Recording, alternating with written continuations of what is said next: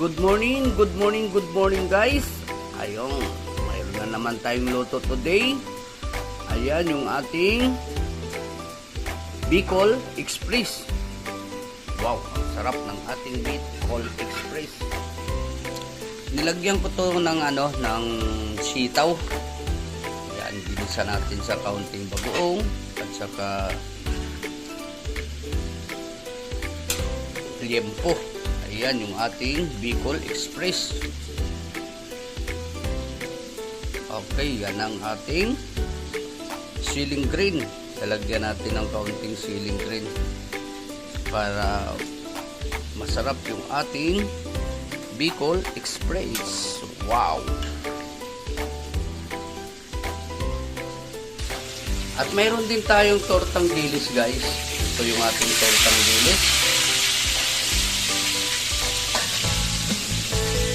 Luto natin today tortang dilis at mayroon na rin tayong tulingan na pinirito.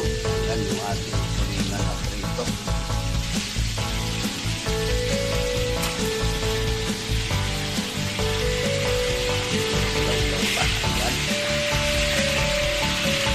Ayan guys, katatapos na natin galing sa Ikutan Market. Natin, luluto na naman tayo. Ayan yung luto natin today. Wow! Ang sarap ng ating torta. Ayan, itlog ang nilagay natin dyan at bawang at mayroon din sibuyas at pamintang lupa. Ayan guys. Kaunting asin lang ang ilalagay natin. Huwag natin idadamihan yung asin kasi baka maalat yung ating tortang dilis. Wow, ang sarap. Ayan, malapit na maluto yung ating Bicol Express.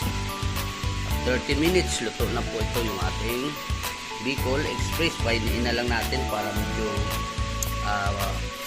lalapot kaunti. 10 minutes. Babalot na natin yan guys. Ayan guys, thank you ulit sa inyo lahat. Maraming salamat po. God bless you all.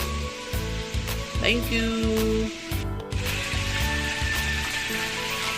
Wow, tostado. Ang sarap ng ating tortang dilis.